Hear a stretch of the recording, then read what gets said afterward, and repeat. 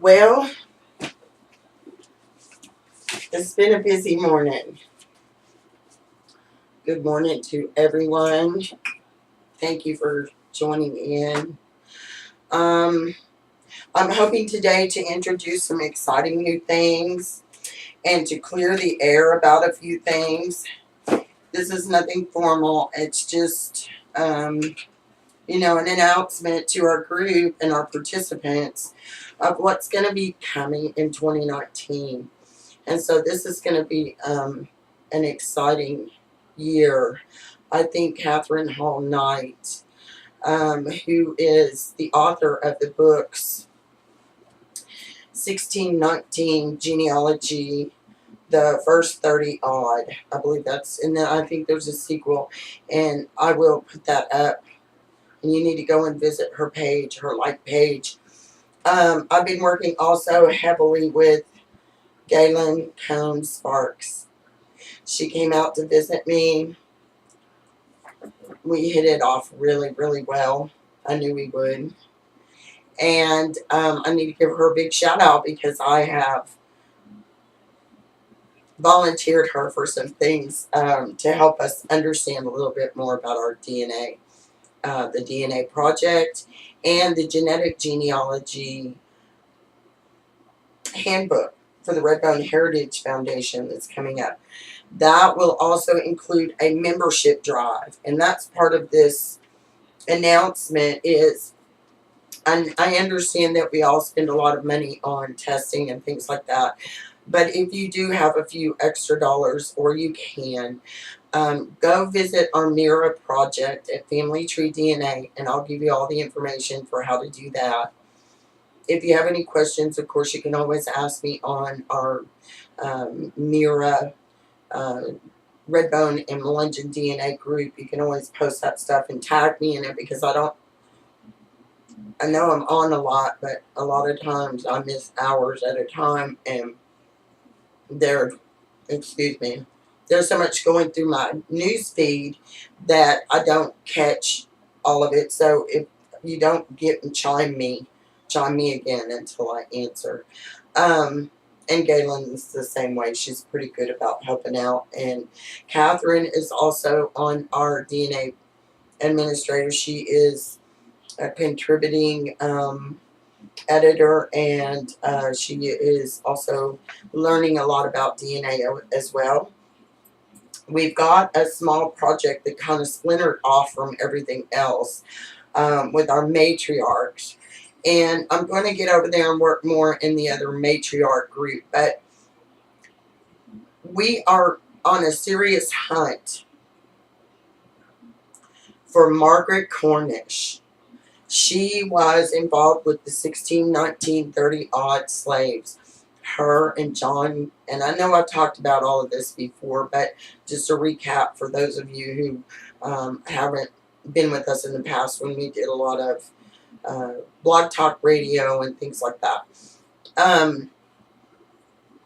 She was a slave, and John Goins was a slave as well in Jamestown, and they came off of this boat, 1619 boat, with the first African slaves. And it's quite an interesting story, and please do read Catherine's books if you get an opportunity to do so.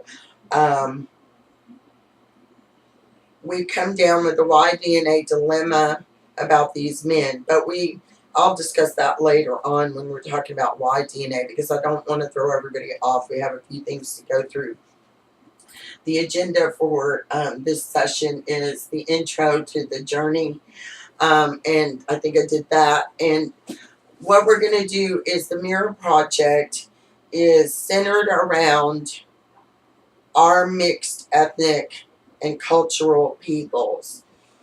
And it's really the first study that I can find. I know Jack Goins did a study, and the Lumbies did a study. But I think we have come along and progressed in our DNA and our DNA understanding since those things have been done. And professionals have given their opinions of their DNA studies. We need to work on ours, and we need to do updated.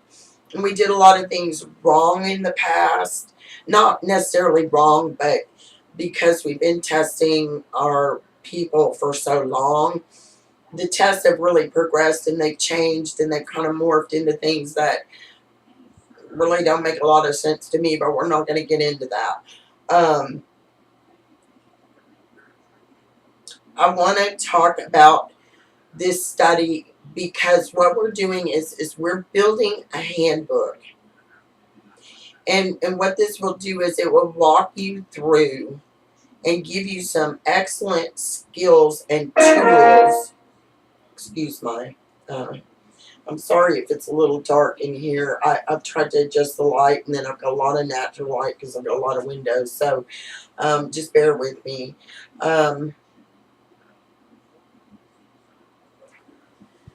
Let me get back to where I was. The DNA study is going to look at our people exclusively. And we are going to, it's a private group. You cannot look at the results unless you're a member. And you have to be approved to be a member, and you have to also be a contributor. And so you can look at the DNA results just as a member without testing. However, you can't participate unless you're a donor. And this is specifically a Y DNA and an mtDNA project. However, a lot of you have not had your Y DNA and your mtDNAs done and kind of don't understand the process of how we would work those out. And I'm going to talk about that in a little while. But you've done autosomals, which is great. That helps you find cousins. Autosomals is a look at your entire genome. And so your most recent DNA is going to give you in common alleles with other people. However, we kind of put autosomal and admixture together, admixture underneath, because they look at those alleles and they say, these alleles are common among British people, which is not a race. It's a country. Or your most recent alleles are common with African, sub-Saharan African, and they'll get you down to a region and things like that. But these autosomal tests that are fairly inexpensive. If you go over to GEDmatch and you look at the tools that you can compare your autosomals once you get loaded to GEDmatch, which I think everybody here understands GEDmatch. If you are still behind in getting your raw DNA and things uploaded, get on one of our groups, get a hold of us, and we'll help walk you through. I'm not so great at all of that, but I mean, I can do the basics. I can help you get through it. We can figure it out anyway. But these autosomals, as far as admixture goes, if you look at GEDmatch and you look at the panels that you can test your autosomals against, there's literally hundreds of them. And all of those choices of what panel do you want to test yourself against, hunter-gatherers, which is ancient DNA. I mean, it's nice to know about your hunter-gatherers or whatever, but I mean, this is ancient. You're never going to know who those people were, okay? So a more concentrated look into the closest related people is very, very nice. Gayelynn is an expert at that. She's been doing it for a long time, kind of like I've been doing the Y and the mtDNA for a long time. We're coming together and we're going to build a great handbook, and not only for red bones, but for anybody who's going through the process of DNA and trying to understand and keep up with the science. we do a lot of that for you. We read articles and other people post articles, and we're always learning. But I just want to say to you that in a no nonsense kind of way, autosomals are really just for entertainment purposes, because this is the only corporation that I recommend at all. Number one, everybody needs to be tested at the same place, okay? So that all the testers are based on the same module that they're looking at. But when you get matches in your cousins, you know, none of us are really jumping the pond very much here. And I want to make that very clear to you, that if you did 100, if you did a Y-DNA 111 or the Big 500 or all of that, which is all a bunch of commercialized stuff. Listen, you guys, stop autosomaling. It's a game, okay? And they get spitting out different things over here, and you're Jewish or you're Irish or you're English or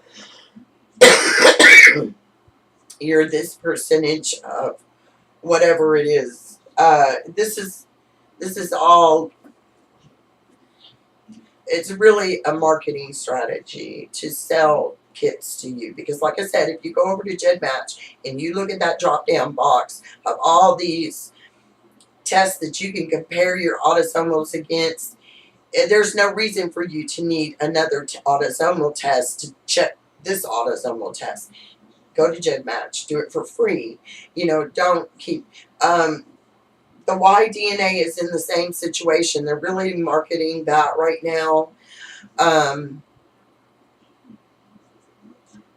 They're, of course, whenever you get your results, they're offering you to upgrade and things like that. And that's a personal choice. You can do it if you like.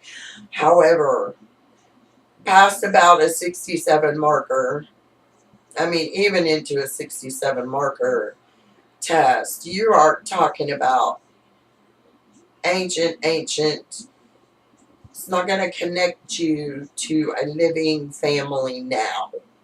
So this is why autosomals are important, but then they shouldn't be taken too seriously. And I want everybody to really consider, you know, ideologies are not biology. And that's all I've got to say. All right, so let's move on. The MEHRA project is turned into a membership drive for the Redbone Heritage Foundation. We have picked up the 501c3, and we're moving that through with the help of Josh and some other people in Louisiana. And these folks are stepping up, and they're really putting the forward help for us. And so we are going to accept it, and we're just going to pick up where we left off. We will be holding membership. We will be holding board meetings and these kinds of things. If you would like to participate in any of that, we would surely enjoy your input. If you would like to be on a member, you know, some chairs, some groups, and you have some ideas, we would love it. We want to hear it. Share it with us. You know, we're really open. So Josh has also made a wonderful video through his Flyway Federation, Flyway, excuse me. I keep saying Flyaway, but I think it's Flyway, and Josh may have to correct me. But please visit his information. He's doing a lot of research back on our people as far as our oppression and being run off our lands and burned out. And I mean, these kind of things happened up until well into the 1900s. Okay, so you know, that kind of has some, you know, conspiracy stuff too behind it with Ducks Unlimited, etc., etc. And Josh can fill you in on all of that, and he's working hard. But he developed us a video, and that was my good southern accent developed as a video. um, a really nice video. I really loved it, and he actually worked on all of that. I just gave him a little poster that was a membership drive thing and kind of some of my ideas, and he just ran with it, and it turned out wonderful. We got a small budget together between Gayelynn and I to run an advertisement through Facebook ads, and I actually was on a national syndicated news publishing, reading an article on, I think it was about DNA yesterday, and our ad came up on those national pages. So I was really excited about that. So I did drop another 30 in there last night because that campaign was about to end. So get over there and share the video. Let people know we need your help. I mean, we do what we can, and we need people who are going to, learn from all of this and want to participate. You kind of need to keep up on a certain level, and I know we all work and those kinds of things, but if you're not able to contribute a lot of time, in kind work for us, please do donate a few dollars to. We have a headstone project, which I need to formally thank everybody for your donations already. We've really done very well, and we have paid for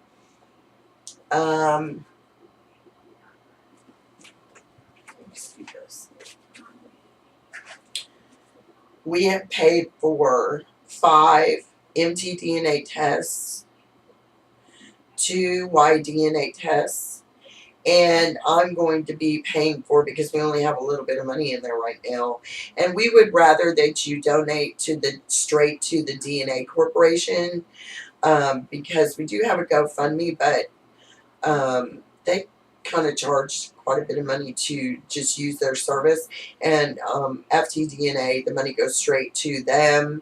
There's no fee involved for either of us, and blah blah blah. So we would rather you donate to the general funds at our MEHRA, MEHRA, and I'll leave the link, and I drop the link all the time, but I'm not sure if it's just taking you to what it's doing. But anyway, we are not listed under the surname list. And what does MEHRA stand for? MEHRA was a nonprofit that we started as a branch of the Redbone Heritage Foundation. And it's called Multi-Ethnic Historical Research Associates.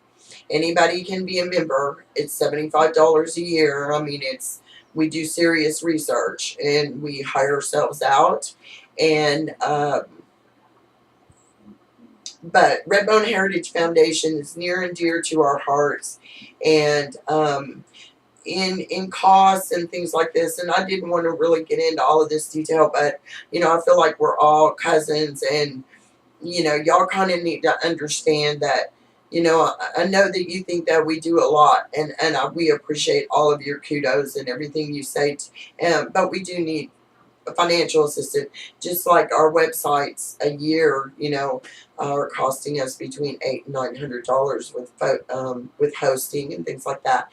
And this is to educate the public at large about the Redbone people. And how we got started with MEHRA was the Multi-Ethnic Historical Research Associates, was because originally in 2000, I believe it was, I did a presentation called They Were Other, and you can get a copy of it, or I'll give it to you or whatever, and it was about our migrations. And this is how Josh and I kind of cross over, because I've done a lot, most of my research in the past has been on migration, because I study DNA, and I have to track these people, and you can, but that's why DNA and mtDNA are so imperative, that we really get on getting a good study and documenting our progenitors our female progenitors and our male progenitors.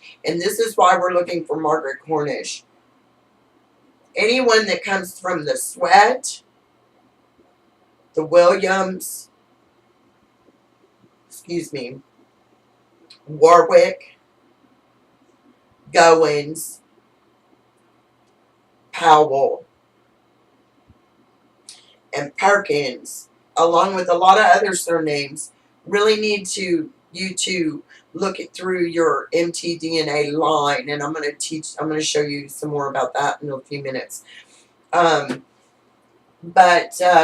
To participate in the membership, to get your handbook, it will be available at Amazon, just like Back in Time Books, and Back in Time is publishing it. It's going to be a book that you can write in. It'll be an 8.5 by 11. It'll be very beautiful, like the Redbone Chronicles are. And by the way, as a side note, I've had a lot of people write to me or tell me on occasion that, there is some mistakes in that Redbone Chronicles. Absolutely. But we're putting it out there so that you will give us feedback. Take that book and write in it. Make your corrections right there in that book. And then just photocopy it, send it to me, whatever, and we'll look through it. Those chronicles were written, I think we started writing those in 2002. We had multiple authors who contributed. I pulled together the old chronicle plus new submission articles and plus all the genealogy, because my focus has been that all of these racial isolates, I refuse and I reject the term tribe, because we're more than tribe, right? This world is not just black, white, and brown, okay, or yellow or whatever. Our people are more about culture, not because our DNA is extremely interesting and exotic. And I know for a lot of years we just said, oh, we're just we're just Native American, white, and black, African, and that's just not so. I mean, we prove it every single day. Go look at and when the things that we find out new every day add to the mystery and the story, and we're going to get to the bottom of it. So we are looking for Margaret Cornish, who begat a child, an illegitimate child with Robert Sweat. But we're going to talk about the raw DNA in a little while. But as you guys know, I've repeated many times that these surnames, Goins, Sweat, Warwick, Williams, Powell, and one genetic distance from the Perkins, are all exact Y DNA matches for one another. That means that these 6 surname lines share exact Y DNA and come from a progenitor, which is the Lazarus Project. We're going to talk about that later. I promised to work on that the last few years, and it perplexed me, and I had a learning curve, and I'm going to get to it, I swear. But just give me some time. But what the Lazarus Project will do, which is another exciting thing from GenMatch, and that's all free, except I do have Genesis, which is very reasonably priced. So if you have a chance to upgrade your GenMatch, do so. It's to the Genesis. It's pretty fun. I haven't had a lot of time to play around with it. Okay. I'm sorry about the ding-a-ling-ings. I'm going to stop the video for a break, and then whenever I come back, I'm going to talk about the requirements, the certificate, and the pedigree. I will need those things for why to participate in the MEHRA project. If you Y DNA and you mtDNA and you're part of the family tree, we have autosomal, but it's not displayed, and I don't study that part. Cousins Match, Family Finder, all of that, and GenMatch, that is Galen's game. I'm not messing with her. She's good with that. And so I will leave that to her. She has certain requirements. I'm going to ask her also. But all of these forms that we're putting up here and we're sharing with you, we really want you to use them. And so you guys are kind of like little guinea pigs for us. We love you. To help us write the handbook, because all of these chart building, I mean, I'm pretty proficient in computer software and desktop edit or desktop publishing and that kind of thing.